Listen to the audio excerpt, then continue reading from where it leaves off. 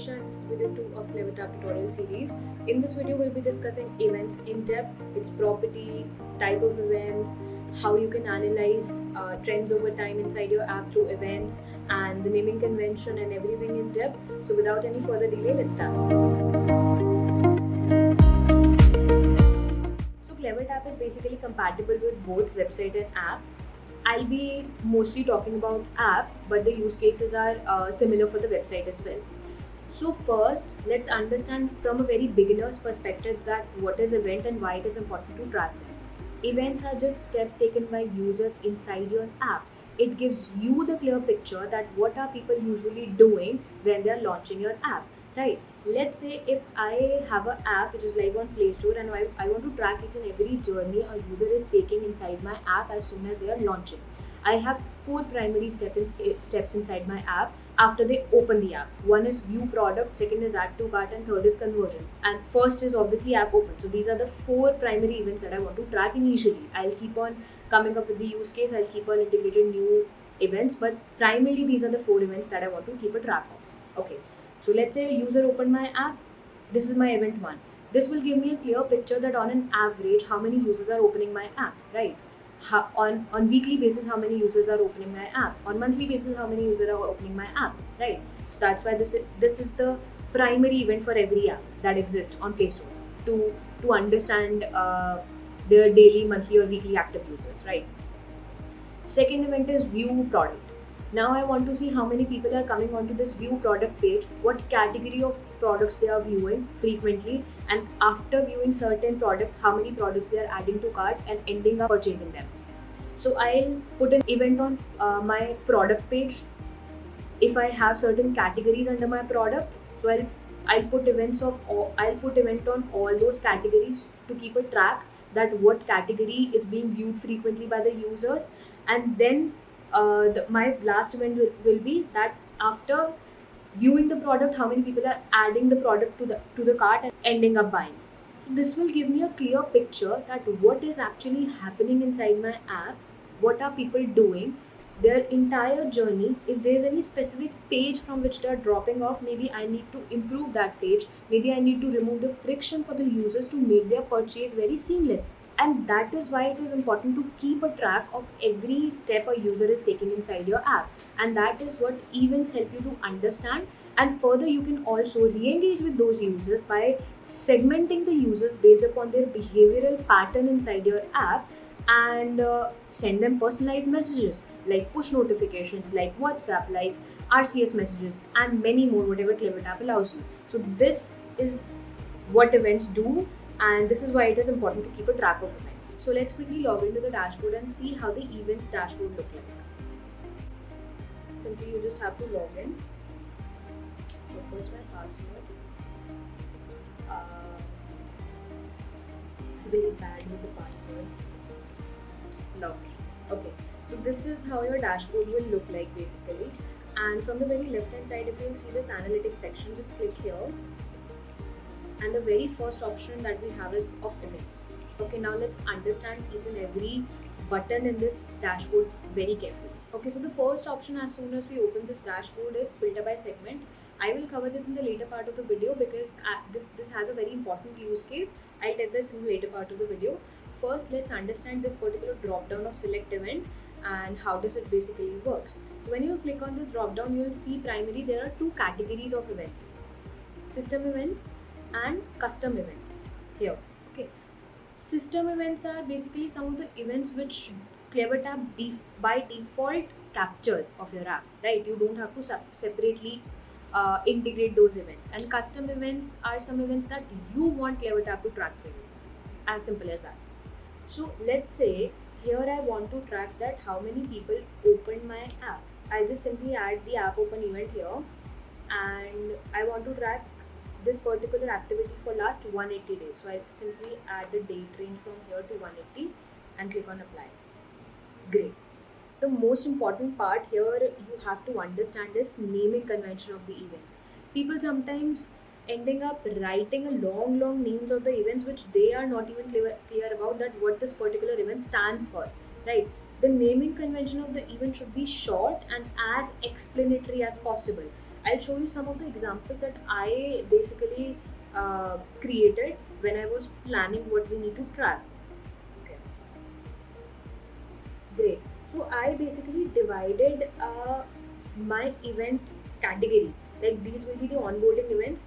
In onboarding events, I will track app open, get started, click, product description, views, skip clicked, started journey. These events are pretty much self-explanatory. If someday I just want to, uh, you know, track how many people clicked on skip, the event naming will be pretty much self-explanatory for me. I don't have to double click on it or check with the backend team that what this event even stands for, right? And make sure make sure if you are a product marketer, make sure the naming convention is done as per your understanding. Because if you leave this department to the technical team, they'll make the event naming convention as per their understanding, and it will be very complicated for you to understand about what does this event even stand for. So make sure to do this naming convention as per your understanding if you're the marketer and if you'll be using CleverTab frequently. Great. So this is how the naming convention, the ideal naming convention should look like. You can categorize the section of your app. Under that, you can create the events that you want to track. Great. Let's move on to the dashboard back again. Next, we have an option of filter by. Basically, you can break down the properties of the particular event that you selected. How? First drop down is of event property, and the second drop down is CT app version. Basically, this flow will help you to track app open inside the current live version of your app, whatever the version is live or whatever version you want to keep a track of, 1.2.3, 1.2.4, or whatever the live version of your app is. So you can just select the app version from here, and you can select the option contain and the live version of your app. Okay. Apart from it, all the other properties are time sensitive. If you want to track, let's say if you want to track in last 180 days how many people only opened my app for the very first time, so I can filter it out by first time. I can select the parameter yes, and from and you'll see the number of people open the app for the very first time in last 180 days. So all the other properties are basically time sensitive. Last time, any specific time of the day, any specific day of the week. So you can further break down the properties of the particular event you selected for to have a better understanding, or to understand multiple use cases, whatever you have in mind, and further plan your campaigns or marketing strategies around them. Below CT app version, we have one more option that says CT source, which basically means the source of the user. From where did the user came from Meta ads, Google ads, or from any notification campaign that you planned, or from any SMS that you pushed, or basically from where the traffic came in. That's how you can track the source of that particular user. I'll show you here.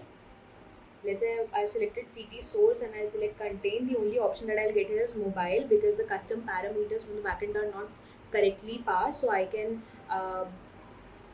pass the parameters in which I want to keep a track of Facebook users, Google Ads users, the users which came from a notification campaign or maybe any other campaign. So I can pass the custom parameters and check everything from here. Now here comes the most interesting part, which is filter by behavior. As I mentioned, I'll be discussing filter by segment in the later part of the video. Now I'll tell you what exactly it is.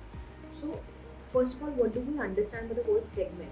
Segment basically means a group of users with the same behavioral pattern inside your app. Let's say I want to make a group of users who are mostly buying something from my app on the weekends. So I can create a group of those users. I can basically isolate those users and call it as a segment. This is what segmentation is. That clubbing a set of people with the same behavioral pattern inside your app. This is what segment means. So there's a separate dashboard through which you can create segmentation that I'll cover in the later part of the videos. Here I've already created some of the segmentation of users. In this particular drop down, if you will click on all users, if you will see I have already created some of the segmentation. This particular engaged user at least 4 times in last week. This particular segmentation show that I have filtered out the users who have visited my app in the last 7 days at least 4 times. Okay, this is the segmentation that I've created. And if I scroll down to the bottom of this page, Here you can see that as soon as I selected that segmentation, it automatically break down the segmentation that I did. App launched in last 7 days, count greater than equal to 4. That's what the segmentation was about, right? So here, if you have to further break down the properties of the selected event, either you can choose this from the drop down from here. If not, keep it to all users, scroll down a little, click on filter by behavior, and from here you can select the user based upon their interest, based upon their similar behavioral pattern, and a couple of more things as well. Let's understand how. So as soon as you will click on that plus icon of interest, this particular section will open.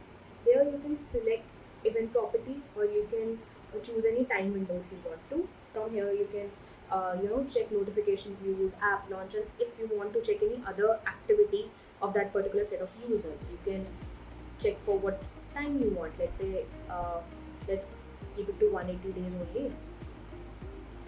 I'll select 180 here and just click on apply. Now, where it occurs, predominantly or at least. Let me tell you the difference between predominantly and at least. Let's say our users, most of our users are coming from Facebook ads through our app. Okay, and those users who are majority of the times they are coming from Facebook ads, and once or maybe twice they came from Google ads on my app. Now if I'll select predominantly Google ads, those users won't show because majority of the users are coming from Facebook ads. So predominantly basically means mainly or mostly the user should have done that particular activity, and at least on the other hand means that minimum once or twice they should have come from that particular path on my app. So that's the difference between predominantly and at least. Okay. Further, as I mentioned, you can filter the users by their behavioral pattern. As I showed you the example, as soon as I select that particular event in which I'll show you here, engage user at least 4 times in the past week. So all this behavioral breakdown you can see here, like event is app launched in the last 7 days, count is greater than equal to 4. So you can further segment this as per whatever your current requirement is. Apart from it, you can also filter out the user based upon the activity that they did not did. Like they did not open the app in the last 7 days. They did not interacted with the app in the last 1 month. So you can further break down this particular event properties into did not section as well. Okay, and if you will scroll down to the very bottom, we have one more property here in which you can filter out the users based upon their geography, based upon their mobile devices, based upon their age.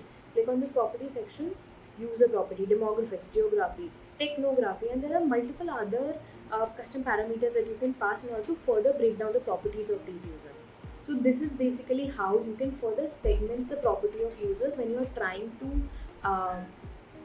check the trend of any event of your app. Okay, so now if you'll scroll up a little, let's see when you'll actually apply any event, how will it look in real time. Just scroll up a bit, click on this view details section. Great. So the total events hit is here, the number of users are here, mobile devices, tablets, desktop, every device bifurcation you can see. Okay, you can also select the time range of that particular event occurrence if you want to. You can check the frequency detail as well. The demographics is also mentioned, female, male, and sample of people who perform that particular action inside your app is also there. If you click on that smiley icon, it will open the profile of that user most probably. Yeah, see, it opened the profile of that user. The sample of the user who performed this particular action inside your app is also there. So the top region section is currently 0 here. So this is just the dummy dashboard that you are currently seeing on the screen. But if you want to pass any custom parameters, or if you want to fetch any other property of your user like their location, their age, or the device, their OS, whatever you want to fetch, you can just pass the custom parameters from the backend and you can fetch those details as well. So yeah, this was about the events, and in the next video we'll discuss about funnels and their use cases. Thank you.